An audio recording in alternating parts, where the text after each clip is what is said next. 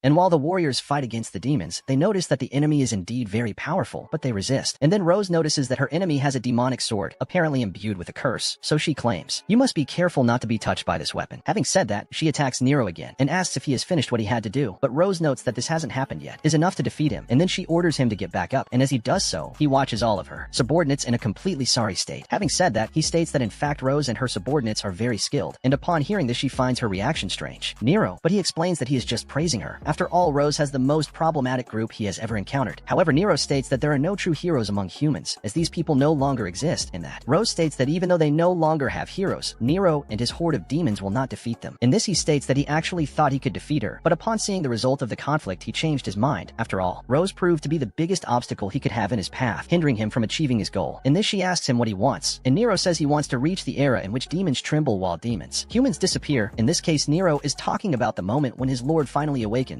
and although his leader is merciless and cruel, Nero assures that he is an absolute being who promises mercy and victory to his people. That being said, he claims that he will bring triumph to his lord and prosperity to the demons. But to achieve this, Nero claims he will destroy her completely, and when one of Rose's warriors tries to attack one of the demons, she gets her sword stuck in her back, his body. In this, Nero explains that he and his allies have become the Demon King's sword, so even if they turn to dust, they will lead his enemies together to ruin. So Rose launches an attack to stop him, but Naruka is fatally hit before to be saved. And when faced with this, Rose becomes enraged, but the demons follow and kill another one of her members. And over the course of the fight, Nero states that now he is a real demon, and then Rose continues to attack him, and the demon explains that she lost her composure in front of her subordinates. And when she tries to attack him, Rose ends up being hit, and Nero explains that it becomes much easier and read the movements. When Rose is blinded by hatred, she tries to use her mana to regenerate, but the demon claims that her sword, it cuts mana, so the wound on her face is temporarily cursed. And then her subordinates cry out for healing too, and finding herself helpless and unable to help even herself, Rose just tries a direct attack again, but is soon stopped by Nero's wind magic. And then he asks if she really plans to fight even with his deteriorated vision. In this, he gives the answer to his own question, and states that it will be impossible to fight correctly in these circumstances. Therefore, he will be in charge of ending that fight right there. So Rose feels her notion of distance impaired, and then Nero attacks her to kill, but Aul gets in front of the commander, thus sacrificing himself for her. Then Rose looks to the side and sees the pile of bodies of her companions, and then she remembers her subordinates excited to fight alongside her. After all, they believed that they would be unbeatable with her in combat, because with her healing magic, they would be healed and could fight at ease without looking for each other with their injuries. In this case, Rose feels like crap when she realizes that she failed her subordinates. After all, they had a lot of hope that everything would work out with her in charge, and then Rose claims that this only happened because she blinded herself, because she trusted too much in his own strength. Nero goes to her and guarantees that he will not forget the death of his subordinates, nor hers. Having said that, he raises his sword and prepares to kill her too, but when he launches the attack, it contains Nero's sword with her own hands and punches the demon, and then she shows all her indignation upon hearing that he wouldn't forget her subordinates. After all, Nero doesn't know them. Furthermore, she states that he doesn't care about his troops, otherwise he wouldn't have ordered them to sacrifice themselves. And while Rose teaches Nero a moral lesson, she also gives him a colossal beating and finally hits him with her own demonic sword, and then Rose states that she will be the one to kill him. But first, Emila goes to him to try to save him, but Nero claims that he already told her to stay behind, and upon witnessing this scene, Rose is left without understanding anything and says that she has no. It makes sense for a person to want to save a bastard who sacrifices his troops, so she calls them, and Emila looks at Rose very scared, and when she sees the look on the girl's face, Rose remembers all right away and ends up letting them go. At that, Aul starts to whisper something, and then Rose tells her not to say anything else as she will heal her, but Aul says that this will be impossible. After all, the wound is very deep. In addition, the attacks fired by the demonic sword leave no room for healing, but Rose keeps trying and claims that they should be able to do something about it. But Aul reassures her, saying that she is not sorry for what she did. After all, she is happy to have fought on her side as her subordinate, and furthermore, all states that the other subordinates certainly felt the same as her. And in saying this, the girl finishes fainting, causing Rose to burst into tears. And returning to the castle, Rose talks to the king about the Demon King's return to their kingdom and says that she found out about this through Nero, a demon she recently faced, and for that same reason she believes they are hunting monsters. Having said that, she concludes her report and says that she has a request to make to the king. In this case, she wants him to remove her from the battalion commander and revoke her knighthood. And upon hearing this, the king asks if she is sure of this choice, and Rose says yes, as she feels she no longer deserves to be called a knight. And after placing your order, she leaves the castle, and when going out on the street, she is stopped by a man who informs her about his son, having served under her command, and his name was Josh. And this Rose remembers the dead boy and apologizes for everything, because his son only died because of her. But Josh's mother thanks her because Rose brought her son home so they could see him one last time. In this, the boy's father says that his son seemed to be satisfied with everything, because even though he was a total delinquent, Josh became happier when he started serving Rose. So his father says he is grateful for her to have brought all this joy to your son. In this case, Rose returns home, still devastated by the whole situation, and after a month of this incident, a knight says that he was knowing about King Lloyd's visit to her, and then Rose says that this was also a surprise for her, from which the knight deduces that the king was just worried about her, as Rose hadn't left the house for a whole month. In this, he asks if Lloyd tried to convince her to return to her knighthood, and Rose says no, as the king was visit her just to check how her will to live was. And then Rose states that dying is sometimes not such a big deal. Bad. And upon hearing this, the knight becomes enraged, but Rose explains that she was just sharing a silly thought that appeared suddenly, and then he understands her and comments that the wound caused by the demonic sword is starting to heal heal, and Rose explains that the sword's curse is only temporary, so the knight suggests that she make some effort to heal her right eye. So, with that said, he returns to the castle, and Rose states that that scar on her eye will remain there, as she will carry it as a mark of her sin for having left her friends die. In addition, that scar will also serve to make her never forget their deaths, and as for her wanting to die, Rose says that this is non-existent. After all sacrificed himself so that she could stay alive, and then she wonders what to do now, and deduces that having revenge against Nero is a good idea, but soon. Then she corrects herself and says she should think of something else to do as soon as she cools down. So she sits in the room, and then her subordinates laughing and interacting with each other come to mind, and then Rose comes back, feeling down, and he wonders how his subordinates would react if they were told like that, and then a vision comes to him from AUL, where the girl says that everyone would laugh at her. After all, that is not the attitude they expect from the commander. In this, the girl explains that everything changes, so Rose should just accept this and move on, because the only thing that doesn't will change. It's the fact that Rose continues to be their commander. In this, she reminds her of a phrase from Rose herself, where he said, "There's no need to think about it so much." And noticing that the commander remembered the sentence she said to her that night, AUL assumes that Rose also remembers the last one request she made before she died. In this case, AUL asked Rose to continue being the person they admire, in this case the others. Subordinates approve of what all says, and say that it's not like Rose to let things get her so upset. After all, if they acted like that, she would put them to train until death, so she understands that she was acting wrong all along. This time, as her subordinates have always moved forward with a smile on their faces, having said that, Rose states that this will be the last time she will show weakness. And after the vision of her subordinates leaving, Rose promises them that she will return to being that person they admired so much in life. And then she comments on the battle that will take place against the demons in the future, and says that it will ensure that the combatants do not lose their lives this time. And to do this, Rose claims that she will create a force that saves lives, but to start she will need to find 5 people in specific. 2 of them must be healers, and 1 of them must be like a healer who also fights. And returning to the present, Rose says she is happy to have found Usato, and this he is surprised, as he did not expect to hear something like that coming from her. And then Rose states that he is barely aware of his importance as a healer with the level up. His competence cannot be achieved with training alone. In this, she sets herself as an example, and says that she only managed to overcome her limits by training using her healing magic, and in case of use, he is another one who can do something so surprising. Therefore, he is the perfect healer that Rose always looked for. And meanwhile, the demons finally finish the bridge, and one of the warriors states that he will fight with all his strength. Although this ended the fight very quickly, after all humans are very weak, and this Amila tells him not to underestimate the enemies, as there are problematic opponents even among humans, such as kidnappers. In this regard, the warrior disdains these people, as they only serve to collect the wounded and flee the battlefield. But Amila claims that they are monsters, and then the warrior says that he is just aiming to have fun, so it doesn't matter who will do this. And at dawn, Usato leaves this shelter and states that the day of battle has finally arrived, whereupon Inakami goes to him, and Usato comments about her waking up very early, and she in turn explains that she is just taking her morning walk. So she leaves that conversation aside now, and asks him what he thought of his armor, but Usato doesn't know what to say. And Inakami explains that besides being beautiful, her armor also has something special, but before saying what it is, she makes a suspense, and asks if he wants to continue listening. In this case, Usato remains in shock with all that Inakami excitement, and she informs him that armor can provide support for her thunder magic, and in addition, her movements are not hampered by the armor. And while you see her all excited, Usato comments that she doesn't seem to prefer so many cute things, but rather things that are more useful, like that armor. But upon hearing this, Inakami explains that she also likes cute things, such as the cacti she grew in the other world. He finds it strange that she finds cacti cute, and then Inakami notices that he teases her a lot, and then calls him of Sunra, and states that she wants to see his cute side too. But when he gets too close to him, Usato gets scared and starts to move away, and in the middle of all this confusion, Kazuki appears to save him, but she tells him not to disturb things, and Kazuki informs her that Siglis are calling them, to which Inakami assures who will meet Siglis as soon as he can get his hands on Usato. And the boy, in turn, begs him to take her away as soon as possible, and Kazuki promptly responds to his request. And after that, they go to Siglis, and he informs them that the Demon King's army will arrive within half an hour, so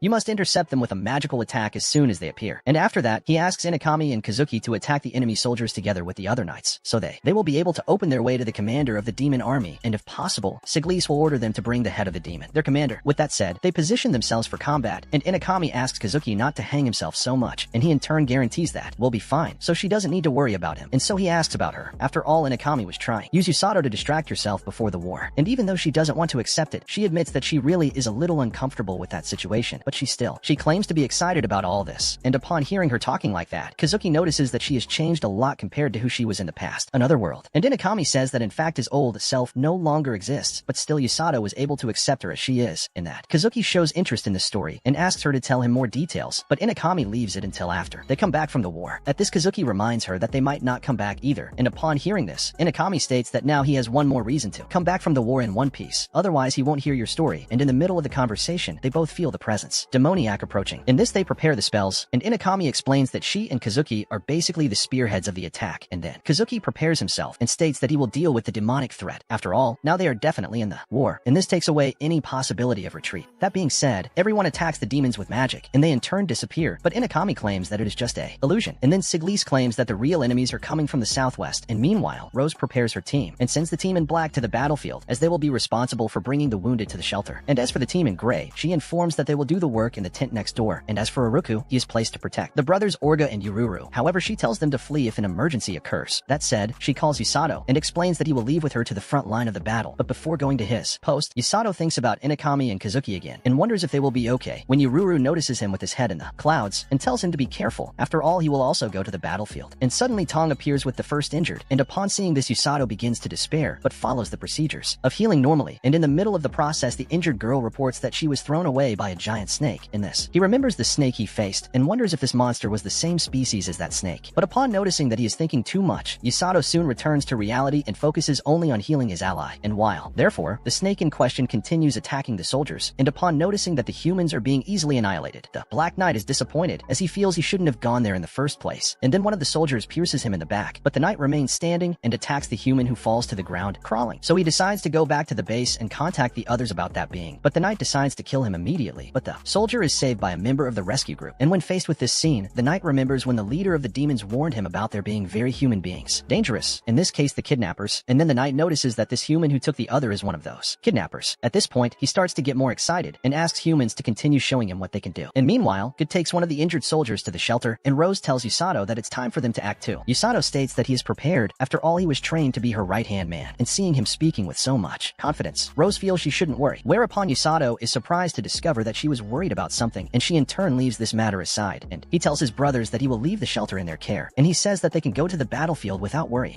Then Rose leaves the place, and on the way she comments with ease that Alex said something that bothered her, as he had mentioned a knight in black armor, and according to the injured soldier, this being uses very dangerous magic, so they must be very careful. And upon hearing this, Usato remembers the visions he had, where a being with these characteristics kills everyone, including his friends. He stops momentarily to reflect on what he heard, and then Rose asks what's wrong, and Usato says everything is fine. But when she notices that he is not being truthful, she feels that he is just incapable of killing people, and Usato states that his role is to save people, not hurt them. And upon hearing this, Rose states that he will be an idiot if he says that while he is being cornered, and then she is willing to teach him a technique, and after listening to it telepathically, Usato states that this is an excellent technique, and after that, they decide to separate, and upon arriving on the battlefield, Usato saves one of the soldiers from being killed by the demon. In this, the enemy recognizes him as one of the healing users and tries to attack him, but Usato manages to dodge it and goes to an isolated place with the injured man, and then he heals him while still in the air and says to the soldier return to the rear if he continues to be unwell even after resting. And in the meantime, Inakami attacks the demons with his lightning magic, and then one of the soldiers thanks the great heroine for her help and informs her that they have already managed to clean up most of the enemies in that area. Inakami orders the commander to make the wounded soldiers retreat, as now they will advance, and while the commander follows his orders, Kazuki meets her again and asks if she is okay, and Inakami say yes, but she says that they still need to advance further, as they are very far from the fortress of the enemy. In this, he comments that he learned about the existence of a very problematic snake on the battlefield, and although once she knows the danger this creature poses, Inakami explains that they must worry about opening their way to the demon commanders, and then Kazuki states that they must finish the objective given to them quickly. After all, they will not be able to help the team without before taking care of this matter. With that said, Inakami calls his group to advance immediately, but before they could make any move, the mysterious knight goes to Inakami and his group. In this, Kazuki is confused as to the identity of this being, and Inakami states that he is very different from the demons they faced until then, and upon seeing the enemies, the soldiers advance and disobey the order to stop given by Inakami, and then two of the soldiers hit the knight, and then a third also attacks him. Kazuki wonders why the being didn't try to defend himself, and Inakami deduces that he doesn't feel pain, and as for the knight, he gets angry with the arrogance of the soldiers and throws them away. Inakami tells everyone there to retreat as quickly as they can, but the knight hits three of the soldiers with just a single hit movement, and then Kazuki tries to attack him with his magic, but Inakami tries to stop him, causing the blow to only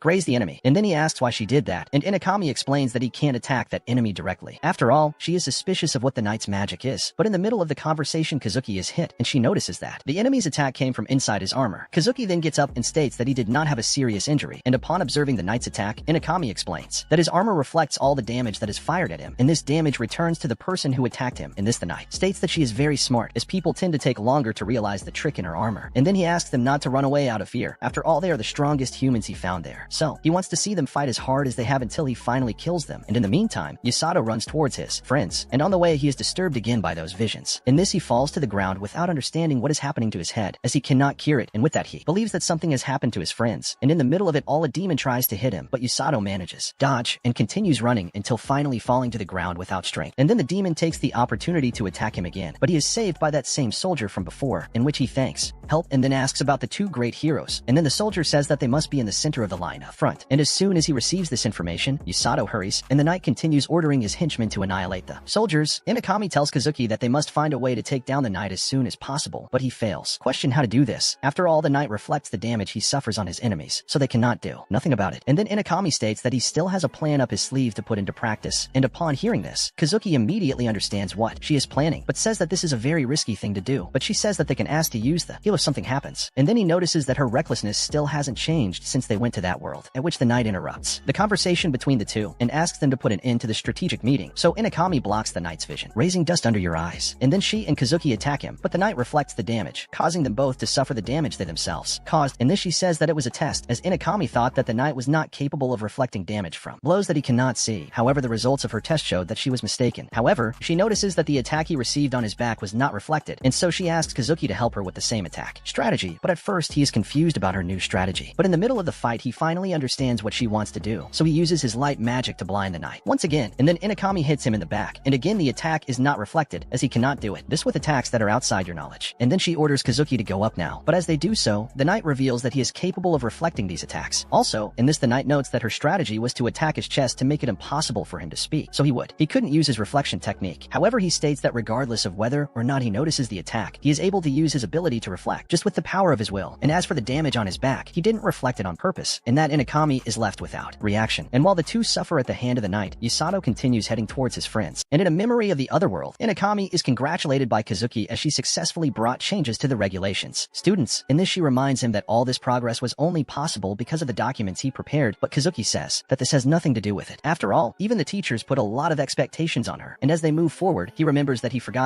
his bag and decides to go back to get it, and Inokami in turn goes ahead and finds Usato complaining as he was no umbrellas. About this she thinks back to the time she was sent to that world, and Inokami reports that when she went through that, she began to see that situation in her life as a fresh start. But in the case of Usato, she states that he always knew what to do, and just the fact that he accepted what she represented in that world was enough to make her happy. And then Inokami says that she always believed that things would be fine if she stayed close to him and Kazuki. However, she falls defeated to the ground, and upon seeing this, the demons glorify the Black Knight for victory, and he points his gun at her, threatening to put an end to it all. But before he could attack her, Usato comes to the defense of his ally and hits the Black Knight, whereupon he returns his focus to his friends and notes that he arrived in time to save them. And while he heals them both, the knight gets up with his armor all destroyed and asks who that boy is. In this case, Usato takes his friends and leaves the place even with the demons trying to attack, and on the way he checks if Inokami is fine, and she promptly responds yes, and he informs her that Kazuki is also almost 100% cured, therefore he will wake up soon. And then Inokami says he needs to let Usato know about something, but at that exact moment the Black Knight interrupts them to attack them, and when faced with the enemy once again, Usato remembers that he needs to find a way to heal the others, injured soldiers too. Inokami informs that the attack that Usato gave the knight was successful. After all, the enemy's armor is made of mana, and that causes any attack that is made against him to return to the aggressor. And upon hearing this, Usato states that an enemy having this type of skill could even be considered cheating, and Inokami asks him what type of attack was used in his punch. After all, that was definitely the only blow he had. Knight took it without reflecting, and before he reveals what the attack is, the enemy speaks again and states that he will not let them escape. After all, he wants to take revenge for the last attack he suffered. In this, Usato says he is not in the mood to fight, but he feels that he will not be able to save the other soldiers if he leaves this knight in his path, and then he positions himself for combat and asks the Inokami to just keep watch over the Kazuki. And as for him, Usato is willing to fix the Black Knight. Having said that, he goes on the attack, and the enemy uses his armor as a weapon too, so Usato says he is safe because even if his attacks are reflected back at himself, he is capable of healing himself at any time. But when kicking the knight's armor, Usato notices that the attacks are not being reflected, and with that he deduces that the enemy is out of mana. And as for the knight, he is surprised to see such an ability to use, which in turn follows, landing several blows on him. And in the middle of all this confusion, Kazuki ends up opening his eyes, so he asks Inokami what is happening there, and she explains that Usato healed their wounds, and at the moment he is fighting fiercely against the Black Knight, and at the same time, analyzing Kazuki's fight further notes that Usato's attacks cannot be reflected against him. And in addition, he also realizes that Usato is in a state of constant healing, so he is able to always be healing his fatigue and injuries. And then Inokami begins to understand things, and suggests that the Black Knight's weak point is healing magic. And this also explains why Reflect isn't working in Usato. After all, your fists are involved with magic of healing, so your magic is immediately healing the wounds that the knight is reflecting against the boy. In this, the enemy boasts slows down with a look of defeat on his face and begins to question why this is happening. And then the knight has a brief adrenaline rush and starts to get angry, but Usato tells his friends that they can. Don't worry, after all he will put an end to it in his next attack, as his objective is to protect everyone, and to that end, the knight will inevitably need to be defeated. In this, Usato and the knight clash their attacks, but in the end he manages to hit his enemy squarely, and then the girl, demon behind that armor, falls to the ground, extinguished. In this, one of the soldiers thanks Usato for his help, but he states that he is only fulfilling his duty as a member of the defense team. Rescue, but the soldier says that he is not just thanking him for healing them, because in addition, Usato also placed the other demons to run when defeating the Black Knight. And then Inakami reinforces what the soldier is saying and states that if it weren't for him, the demons would have hurt him even more. Soldiers, with that said, she tells the soldier to take a break from work, and when she is alone with Usato, she praises him again and says he was incredible in that last fight. And after kissing his ass a little, she asks about the so-called healing punch she gave the Black Knight, to which he gets angry, surprised that she heard him talking about this punch. And Inakami says that this punch has a particularly pleasant sound. Therefore, she wants to know what kind of movement he used. And Usato says he didn't do anything special. After all, he just threw a punch imbued with healing magic, and he informs that. Learned this attack from her master Rose. And then Usato remembers the day in question, where she was willing to teach a very special technique to a fool like him. But first, Rose makes it clear that she will only teach him once, so he must learn immediately, in which she explains that if he needs to take down an enemy quickly, he must hit the target with a punch imbued with healing magic, and then heal the target enemy, because this way he will just knock out the opponent instead of killing him. And upon hearing this, Inakami gets worried about Usato, as he is looking a lot like Rose lately, but he asks to not be compared to her, and then Inakami reassures him, saying that his healing punch was something very similar. After all, so much. She and Kazuki were saved from death because of this blow, and then she thanks him for that. And Usato says he only did what needed to be done, because he wouldn't leave his friends simply die. And in the middle of the conversation, Kazuki interrupts them and informs that the snake monster has changed its position to the front line. Inakami states that this monster should be their next target, and so Usato is willing to help them with that. However, Rose stops him from going with them and says that she found out about the heroes almost being killed, so she charges explanations from him. And when talking about the Black Knight for Rose, she is in disbelief that he alone was able to take care of the entire situation. And then she congratulates him, as he was able to save the heroes and destroy the morale of the enemy army. Saying this, she suggests that they return to camp. After all, the battlefield is under control now. In this case, Usato goes to his friends and says that he will return with his master, and asks them both to be careful not to die. After all, they are heroes, so their role is to kick their enemies while they return home safely. In this, Inakami guarantees that he will preserve the lives of the soldiers that Usato saved. With that said, he leaves with Rose, and she congratulates him for staying alive after this war, but Usato only hears one "I whisper," and then Rose talks, telling him to speed up. And meanwhile, the leader of the Demon King's army receives news that the knight has been defeated, and with that she is left completely devastated, as she did not expect that this important piece of her army would be eliminated. So she asks if the knight was defeated by one of the heroes, but the demon next door informs that it was actually a boy dressed in white who defeated her, so they deduce that the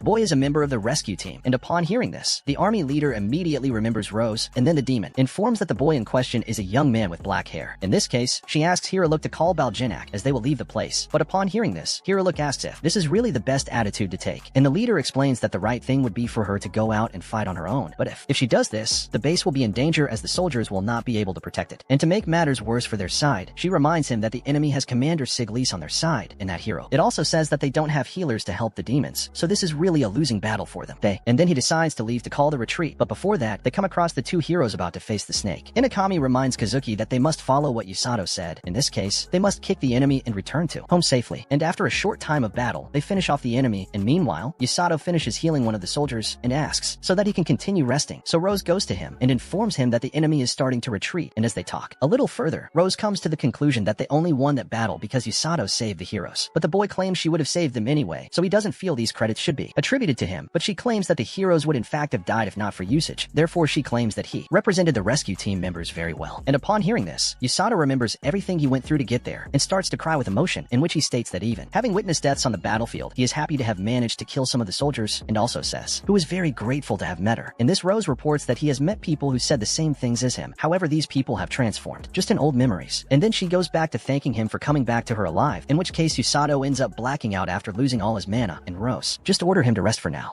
And upon seeing her, he tries to talk to the girl about the possible injuries he caused her, but the knight claims that the pain, it's something natural for her. So he focuses on the main subject that took him there, and asks why she wants to see him, and the girl explains that she just wanted to see the face of the person who defeated her again. So he asks Siglis to let him into the cell, because you need to find a way to help her. And when he gets close to her, he extends his hand to use his healing magic on her, and after finishing healing her entire body, he asks to leave, but the girl insists on having his presence there a little longer. After all, she never felt magic like this before. So Usato decides to stay with her a little longer, and the next day, Rose calls him so they can train together, and then Usato asks why, and she explains that the Demon Lord and his army will attack again, so she wants to teach some things so that he is already prepared beforehand. Niso Usato informs him that he must improve the level of his healing magic. After all, he is still not capable of healing more things, difficult as diseases. And then Rose informs him that there are steps to be completed before he reaches that level. And for now, Rose says that she will train Usato by giving him a good punch. And upon hearing this, he starts running and states that your body will explode if you take a punch from her. And when she manages to catch him, Rose informs him that he can heal his own wounds. However, he is not able to heal wounds that were made with cursed weapons, therefore he needs to learn to dodge. And although this idea appears to be scary, Rose says she will go easy on him. However, Usato remains against this training and says that she shouldn't hit her subordinates even as a joke. In that case, she throws him up and runs towards the boy to hit him, and after taking the first hit he goes out and only wakes up in another moment. In this, Usato deduces that what happened before was just a nightmare, but Rose goes to him so they can continue training, and seeing him worried, she tells him to calm down. After all, he resisted her last attack, and after 3 days of this training, he goes to the Black Knight to report everything he has been through these last few days, and the girl for. In turn, he shows total disinterest in what he is saying, and asks why he is there, and Usato explains that his captain was busy with other tasks, so he ended up without training that day. And then he goes back to talking more about her, and asks what she intends to do from now on, to which the girl says it's not. She is the one who will decide her next steps now, having said that she asks him to leave soon. And as for Rose, she goes to the king, and then he tells her that there are 2 questions to ask her. As for us, he decides to go and see the Princess Celia and her friends, and arriving there, the girl informs that Kazuki is training hard to improve his abilities. However, Celia assures him that she is warning him not to try so hard. And upon hearing this, Usato notices that his master thinks the complete opposite of the princess. And upon noticing the presence of his friend there, Kazuki goes to Usato, where they talk about the girl behind the Black Knight, and Celia comments that they were able to get useful information with the help of this girl. And after returning from battle, Usato and the others are summoned to go to the castle, as they are about to receive a reward from King Lloyd. But seeing himself face to face with so many people at the same time, Usato feels slightly intimidated, and to make matters worse, his situation, he receives a slap from Rose out of nowhere in the middle of the ceremony. And although bad things have happened, Usato feels happy with this award. After all, he had never received an award in his home world, and when he looks around, he notices that Blurin has gained extra weight during the time he was away. And in the middle of their game, Gomel goes to Usato to inform him that someone from the castle asked him to go there and do a visits, and then Usato asks why they want him in the castle again, and Gomel just tells him to obey and go to the castle as soon as possible, as they are in a hurry. That said, Usato heads to the castle, but arriving in the city, he is stopped by everyone. After all, the entire population wants to have the privilege of thanking him personally for his help, and after going through all this chaos, he finally arrives at the castle, and he talks to the guard about the difficulties he had in the city. And upon hearing this, the guard states that this public reception towards him is natural, as Usato did very well in battle, and then he also takes the opportunity to thank him for his good work. But Usato claims that the knights also saved him countless times on the battlefield. And besides, Usato reminds the guard that he also protected the rescue team, so they all played important roles in the battle. And then Usato states that he will count on his support as a bodyguard if he needs it, to which another guard states Usato has a good eye for choosing his allies. After all, Iruku is a guard skilled with both magic and sword, and for him, Iruku could even join the knight royalty if he wanted. And after passing the guards, Usato finally reaches the king, and he informs the boy that they will need his strength once again, and he asks what must be done, and Siglis asks Usato to help them interrogate the Black Knight. Then Usato remembers the girl behind that armor, and asks if she would be acting violently during the interrogation, but Siglis says no, and says that the girl is apparently not that loyal to the Demon Lord's army. After all, she answered his questions willingly, but still, they still haven't managed to get as much information as they need from her. In this case, their objective is find out more about the commander's magical system and their powers, and Siglis claims that the girl herself chose to help them if they meet her demand, and the girl's request would be to see Usato. So Inakami decides to accompany him to prevent the girl from trying anything against him, but upon hearing this, he explains that the Black Knight is cooperating in everything, so she doesn't need to worry so much. And besides, furthermore, Usato reminds her that Inakami already lost a battle to this girl once, and with that Inakami lowers the ball a little. And on the way, Usato wonders why her attacks had an effect on the Black Knight, and Siglis explains that it has an affinity for dark magic, which in turn is weak against Usato's healing magic. And when remembering the aggressive attacks he gave the girl, Usato asks if she even received medical care after that, and Siglis says no. After all, he never took off his armor since he regained consciousness, and upon hearing that, Usato leaves, running towards the girl. And because of this, Celia states that her father's trust in Usato is only growing more and more, and furthermore, she claims that if he hadn't been on the battlefield that day, they probably would have lost the battle. But again, Usato says that he's not that important. At that, Kazuki remembers that if it weren't for Usato's help, he would be dead. But before finishing the sentence, Kazuki interrupts and decides to return to training, so Usato continues on his way. And before Kazuki can return to training definitively, Celia takes him by the arm and asks him to finish the sentence he started it himself. And upon seeing him from afar, Usato notices that Kazuki hid from the princess the fact that he was almost killed by the Black Knight, and because of talk about her, he wonders what will happen to her. After all, the girl gave the information the king wanted, therefore, he believes they will not execute her. And meanwhile, she continues thinking about Usato and what exactly he intends to do. So Rose goes to her and says that she is there at the king's command, and then the Black Knight asks her what she wants. And Rose informs her that she only has two options to choose now. The first is to accept her life sentence in that place, since the second option would be for her to accept Rose's protection, but in addition, Rose would also transform her into a righteous human being. And upon hearing this, the girl calls her an idiot, and then Rose lands a blow imbued with magic on the girl, and then she explains that Hei doesn't have the habit of killing prisoners of war, even though they are just as troublesome as she is. And besides, Rose also knows that the demons, they consider their war companions very important. Therefore, if they kill her, the demons will be indignant, and for them that would be terrible, as vengeful enemies are the most difficult to deal with. That being said, Rose seals the girl's mana with a special device, and explains that it would be very costly to keep her in prison without release her at some point. And upon hearing this, the girl reminds her that Rose gave her two options, but she claims that the girl himself, the king, let her take care of the girl, so she is in no condition to reuse herself for anything. And meanwhile, Usato continues his training with Bluery, and then Rose goes to him and reminds him that Usato is off that. One day, he notices something on Rose's back, and when she turns around a little, Usato notices that it's the Black Knight, and then he asks why she brought that girl there. And Rose explains that she intends to turn her into a messenger for the rescue team, but Yuto continues to find this idea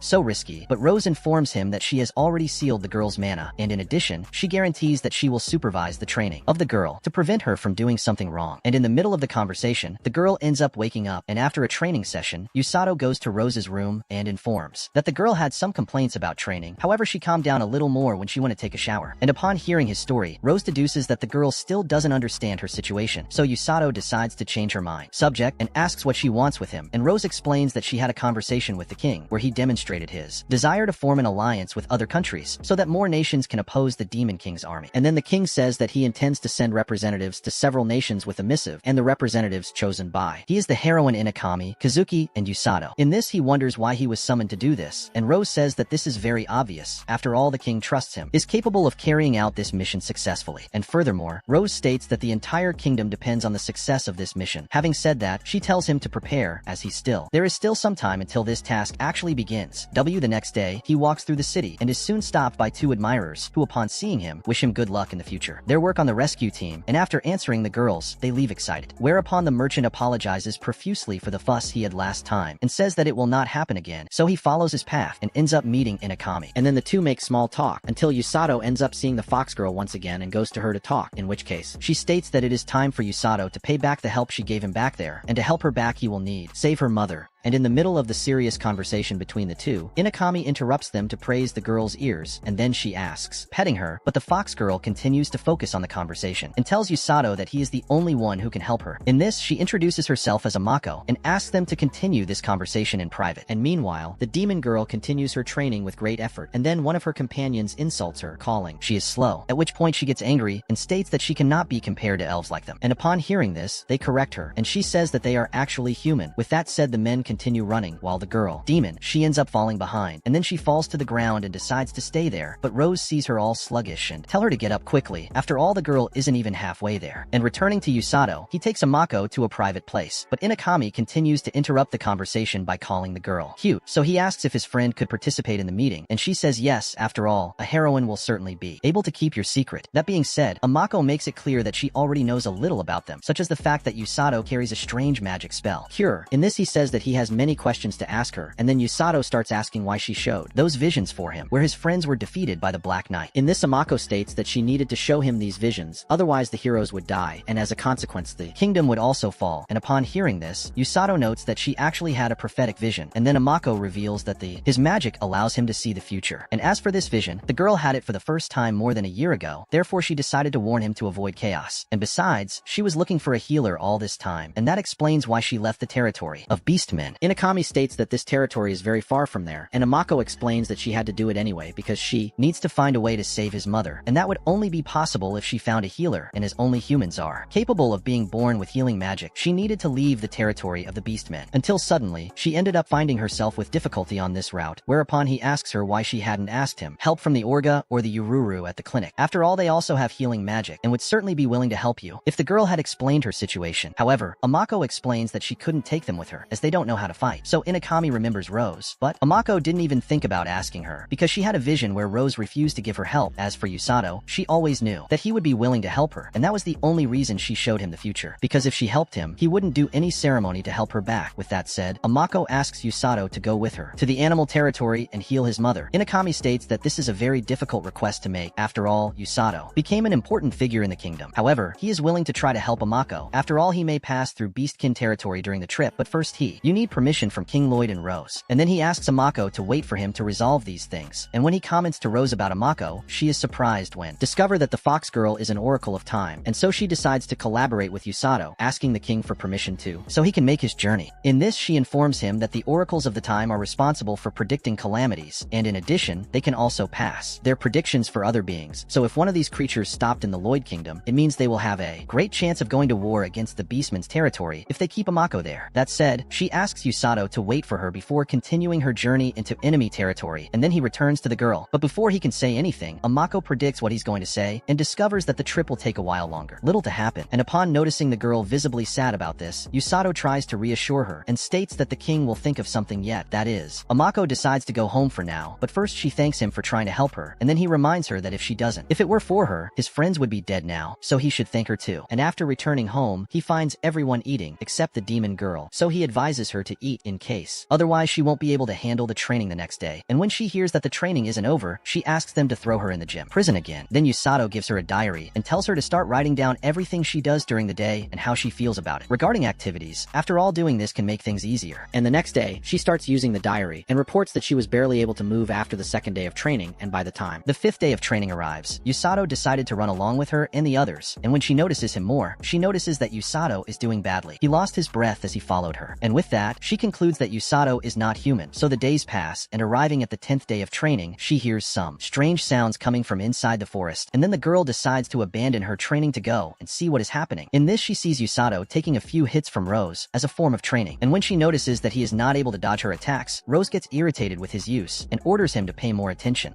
And then the two start to argue, but soon after, they both return to training. In this, Rose becomes invisible and attacks him, but this time Usato manages to dodge her attack, and when he gets emotional with his conquest, he lets his guard down and ends up receiving a surprise blow. Then the demon girl asks if he's okay, and Usato just gets up all excited about having managed to dodge a blow from her, and Rose states that he did very well in that training, so he can return to regular training. And when coming across this monstrosity, the demon girl is certain that Usato could be anything but human, and upon noticing the girl doing nothing, Rose tells her to go back to training under the instructions of the Usato, about which he comments to her that the captain is in fact a true monster, and the girl claims that he is slowly becoming a Rose 2.0. And as they talk a little more, he realizes that he hasn't asked her name yet, so she says her name is Felm. And in the middle of their conversation, Blurin interrupts them, and then Usato leaves her behind and goes running with him. And when she feels ignored, Felm gives her all in the race, and in the end ends up fainting, but Usato reassures everyone, saying, who has already cured her. Gomel begins to distrust him and asks what he and she were doing alone, in that case Usato. He talks and explains that they were just running normally. But upon hearing this, everyone at the table disagrees about him being normal. After all, he is becoming even more inhuman than the captain, and then Usato gets angry and claims that Rose is still much more monstrous than him. And upon hearing this, she throws a spoon towards him, and as for Felm, she complains of hunger, and as she approaches the door, she overhears their conversation, and Rose informs Usato that he must go to see the king the next morning accompanied by Amako, because the details of his journey delivering the missives have already been decided. And when the moment arrives, he goes to the castle with the girl. In this, she comes face to face with the king, who in turn thanks her for her presence in his house. After all, the kingdom only escaped destruction thanks to her, so Lloyd is willing to help her with whatever he can. That said, he informs the user that the route of his trip was established taking his request into consideration, and upon completion his journey through all the nations, he should just deliver the massive one to Mielark. And upon hearing this, Usato demonstrates know nothing about this place. And then Lloyd informs him that Mielark is an aquatic nation built on a great river that runs through the land, and as for the Beastman's territory, it's on the opposite side of the riverbank, so Usato can take advantage of this cue to go with Amako there. That said, he tasks Welsie with filling him in on the remaining details, and then she explains that he will visit 4 different territories, being the city of magic called Lookfist, and then he will pass through the city of prayer known as Samariarl. Once this is done, he will arrive in the water nation called Mielark. And finally, Usato will finally arrive in the Beastman's territory, so Welsie and Suzune are willing to accompany them to the Lookfist, since from then on, Usato and Amako will only be accompanied by the assistant knights. At this, he asks how many knights will accompany them, and Welsie explains that taking too many could cause the nations to foreigners distrusted them, so she believes that it would be best for them to take 2 to 3 knights at most. In In this, he chooses Iruku as one of his knights, and Iruku, in turn, decides to ask for the help of his comrades to protect the castle while he is away. That being said, he beats his chest and promises to protect Usato and Amako with his life, and after getting the first knight, Usato decides to leave. Blurin takes the second position, and meanwhile, Felm tries to escape from training. Rose notices that the girl apparently heard their conversation and discovered that Usato would go out to deliver missives. Then Felm asks if she wouldn't be worried about him. After all, Usato is traveling far away, and Rose says that he is an excellent healer, so he won't get hurt that easily. And after thinking a little more, Rose deduces that the girl was thinking about following him on his trip, but Felm tries to talk it out, and at dusk, she complains loudly because he's going to get rid of the captain for a while. And speaking of her, Rose goes to him and explains that many people despise healing magic, saying it is the weakest magic of all. In this, Rose states that if he finds someone with these thoughts on the way, he should beat that person with all his strength. And after giving this order, Rose also informs him that this trip will change him in one way or another, and that's why she states that he has high expectations for him. At this, Usato gets emotional and says that he intends to continue living in this new world with Rose and the people of the Lloyd Kingdom and on the day. Next, Amako says goodbye to her colleagues and goes to Usato for them to leave, in which he promises to be by her side during the entire trip. And after that, they go to Princess Celia, and Kazuki guarantees that they will return with good news. And as for Usato, he realizes that he will meet new people and new kingdoms, and this makes him a little curious to discover what will happen from that moment on. And meanwhile, Felm asks Rose where exactly they are going, and Rose continues just watching Usato and the others, and he in turn continues reflecting on his journey to these very different places, and Usato feels more determined than ever to integrate into that new world. And this was another video. If you liked it and want more videos like this, subscribe, leave your like, and see you next time.